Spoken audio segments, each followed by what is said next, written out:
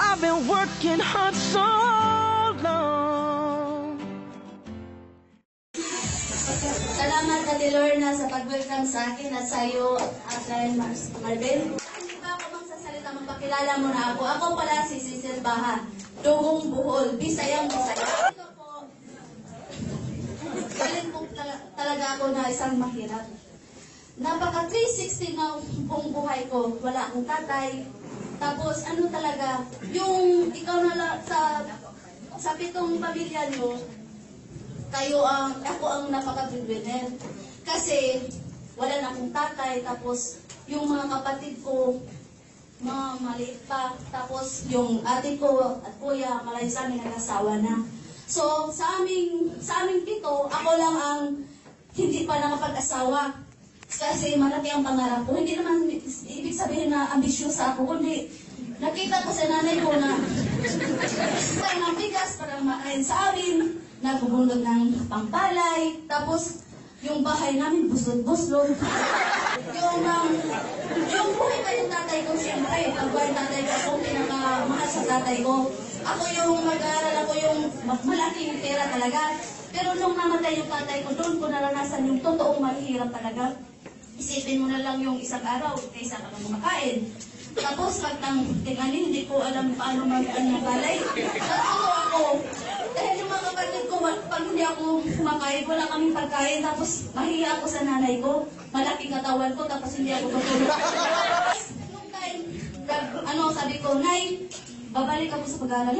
Kasi sabi nila, pag magtapos ako ng pag-aaral, lumayaman ako. Yun pala, nakatapos ako ng high school, hindi ko nagamit. Halapan ka ng college graduate, tapos yung high standard pa, wala yung sa akin kasi ayaw kong mag-aral ng college kasi yung kapatid ko, tapos yung kapatid ko nagkasakit, doon talaga iyak ako ng iyak. Sabi ko, maulan pa, ang aming pagkain bulanghoy. Sabi ko, nagkasakit siya, ulan-ulan. Nagkasakit siya bisa sa akin. Naiyak ako sa kapatid ko kasi biglang nagkasakit. Doon ko naranasan na paano kaya kung nag-aasawa ko, ano kaya mangyayari sa buhay ko. Kapatid ko nagkasakit, tapos pumaga akong mag-asawa. Siguro, mas sobra pang hirap ang naranasan ko. Nakita ko yung kapatid ko, hindi kumakain, tapos ulan pa, ang bahay namin gusto. Sabi ko, pag mag-edad ako ng 23, mag-abroad ako. Doon narating ko pag-abroad. Good news talaga, 2 years, doon ko naranasan yung hirap sa Kuwait, yung abroad, yung pag-abroad na talagang mahirap talaga. Kasi, hindi pa nakatapos ng katapusan, sabi naman, bigyan mo ko ng pera kasi pang-aaral namin, pagkain, gasto sa papuntang paaralan, sabi ko 10,000. Ano ba magawa ko sa 10,000? Ang pangarap kong bahay, mahimong kubo. Hindi nga ako nagbigay ng problema sa akin, kayo naman magbigay ng problema. Sabi sa kapatid ko, sige naman, maawa ka sa akin. Wala kang magawa kasi pagsabihin ako na ako maldita, pero talaga ako, madali akong maawa sa tao. Tapos doon, yung isang araw naman, yung sinunod gagas, saan ka na-apply? Kasi hindi na din ako sa ganitong networking na in global. Kasi nadali talaga ako sa isang networking na yung sumali ko ba, sabi payaman, kasi gusto ko na makahanap ng opportunity na makatulong talaga sa nanay ko. Kasi malaki talaga yung pangarap ko. Tapos, 4 months silang invite sa akin. Lagi silang sa akin sa train, sila Angelo, Carlo Carlos, Alvin Canon, Ernesto Quiao, sabi nyo, payaman! Anong payaman kayo? O yayaman ako, ba't marami na OFW? Kama, sabi ng aming mga kapitbahay, pag mag-abroad ka, yayaman ka. Ano bang nangyari sa akin? Wala pa akong naipon. Matapos nang akong uwi sa amin, wala pa akong... Gusto ko yung bahay yung magandang bahay talaga, para hindi na buslot-buslot. Kung payamanin mo ako sa sinasabing in global, payaman, paano ko payaman, wala akong pera. Pasko pa, papunta ng New Year, wala akong maibigay pag i-join ko sa in global. Yung siminalitin mo, ipusta mo dito sa in global. Ay, akin mo naman, di ba sa iyo umaasa sa lahat? Ipusta mo yung siminalitin mo. Ipusta ko, pero pag sumable ako, ulit mo yung pera ko. nagbawi. Tapos paano ko yaman sa global? Walang nagtiwala sa akin. Matay yung ano ko, yung alaga ko. Wala akong choices, umuwi ako. Tapos nakita kami ako na, dinalala ako dito. Yung palang umuwi ka na aksidental na wala kang pera, yun kawawa ka. Kasi noon ka sa buong barangay mo, sa buong, sa lugar nyo na basta abroad mayaman. Pero mayaman ka pala sa resibo o lang tira sa'yo. Nung time na yun, bumalik ako sa Manila, sabi ko, wala ko magawa, nag-apply ulit ako mag-abroad. Kasi walang choice eh. Sino ka magtanggap sa akin sa office na high school lang, tapos hindi naman katulad sa iba na maganda sila. Yung nandyan sa lahat ba? Noon, sabi niya, apply Ronald at saka apply ang Hilo. Insan, punta ka dito para yumaman ka sa Enroban. Iko, paano ba yayaman? Turuan mo nga ako yumaman kasi wala akong pira dito. Wala na ako, i-work out mo yung account mo. O sige, i-work out ko. Ang ginawa ko guys, kasi pag galing ka sa ibang bansa, akala na marami akong pera. Pinatraining ako niyan, Apang Hilo, ang insan lang, Carlos, sabi lang, mahiya kasi ako, nilibre nila ako ng kopi, tapos yung mga invite ko, kinidnap ko. Kasi hindi sila maniwala sa akin. Di ko binigyan sila ng business. Sabi ko, kita tayo mag-shopping tayo sa Robinson, paglalagala. Pero, pagdating ko pala dito, nagkita na kami. Yung insan ko, insan, ikaw nang bahala. Tulungan mo ako kasi takot ako dito. Ako lang magdala, ikaw yung taga-pagsalita. Tapos, nung time na 1 month pa lang, part-time ko dito, kumikita ako ng 10,000, pero hindi pa masyadong malaki yung ko ba, yung network ko. Timing din, tinawagan ako ng agency, sabi, Cecil, baka may flight ka na sa Singapore, mag-POA ka na. Lahat, kailangan mo nang pumunta sa Singapore. Sabi, dalawang isip naman ako, kasi baliw na ako, nakatin ako sa 10th anniversary. Tapos yung utak ko, may laman na talaga, may alam na talaga, di ba? Lord, sana naman yung 6 months ko, pag ginagawa ko sa Global, mayaman na ako dito. Pero ano bang ginagawa mo sa akin, Lord? Bakit mo ko pinagsakan? Sabi ko, malita pa yung alaga ko. Tapos, pag umalis yung anak niya, wala akong pagkain.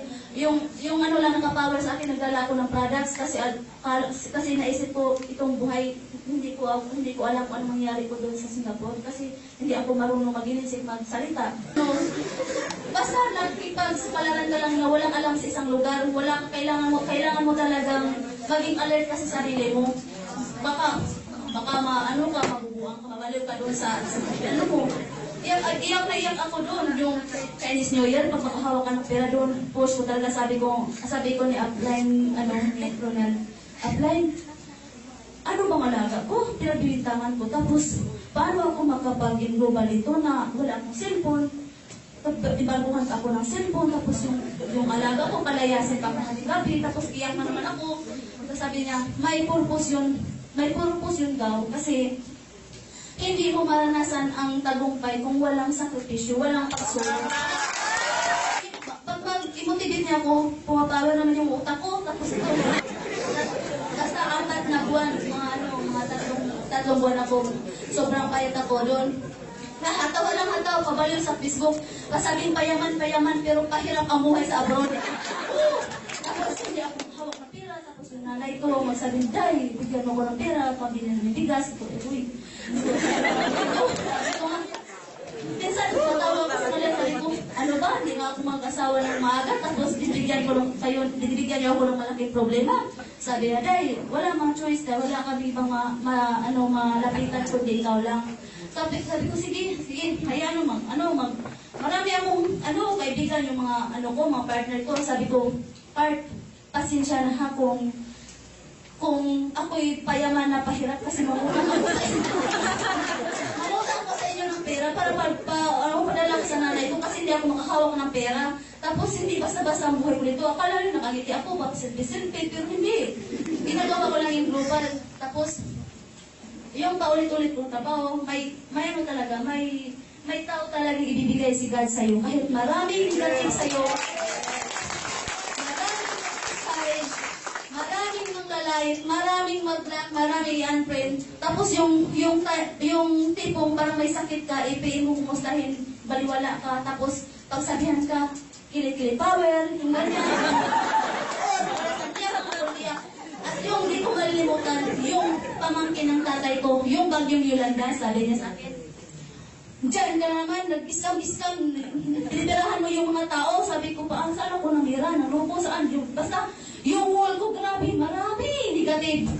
Ginawin nila yung wall ko, sabi ng aking upline, Insan, be humble. Dahil yung mga sakripisyo mo, mga pagsubok, mga discouragement, pag-alay sa ibang tao, marating din ang tagumpay na hindi mo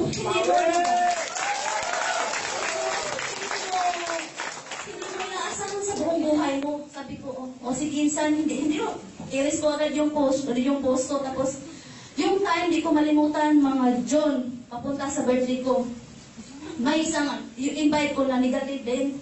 Negative siya, tapos negative siya sa akin. 1 year ko na napa-invite. Yun pala nagpayangan sa akin. Tanong ko. Sabi niya sa akin, sis, okay lang. Anong kumusta yung business mo? Okay lang sis, payaman pa din. Pero at yung time na yun, wala akong kain kasi yung alaga ko magalit. Pagbigyan ako sa anak niya ng pera. Kaya sabi ko, pag-uwi ko, ayun nang mainit ito, maligamgam, tapos yung asin, para hindi ako magkasakit kasi naubos na yung products ko. Tapos yun, unti-unti na sila nag-inquire sa akin, tapos lumarami na sila, yung mga nag-negative sa akin, nag-join na, tapos yung tinutulungan ako ni Insan, nasabi, Insan, dito ako sa malayo, wala akong off, tapos dito sa bahay, yung 16th floor, Insan, ano bang gagawin ko, hindi ako makalabas ng bahay, makalabas ng ako, pagpasko, magsinungaling ako, para makakita ko yung mga kaibigan ko. Sabi niya, sige na Insan, hataw-hataw lang sa Facebook dahil online tayo. Ako nang bahala dito sa mga leader mo na dito sa Pilipinas. Ko salamat Insan ha. Insan, sabi ko, Insan, kung itong mga opportunity in global makapagbago sa akin, gagawin kong tamang negosyo na yung tiwala sa ibang tao na binibigay na sa akin, hindi ko sasayangin dahil once nakikira ako,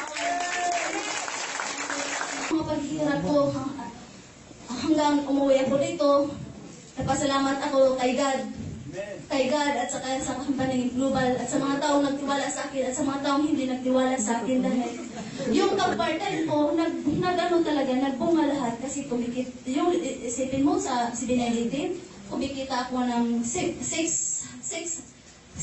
mahigit at maraming salamat sa aking Insan Angelo dahil sa iyo at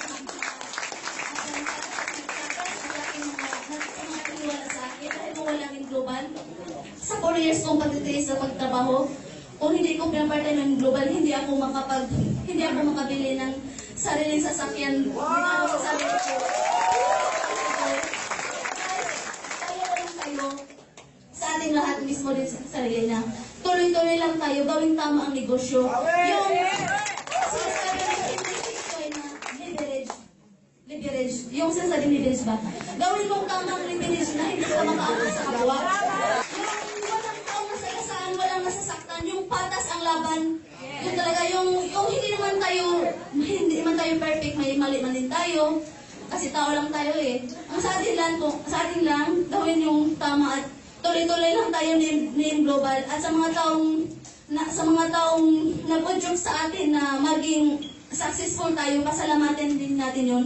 At kung ano mang mga mali natin, manghingi tayo ng sorry dahil yun ang magawa natin eh. Magpatawa sa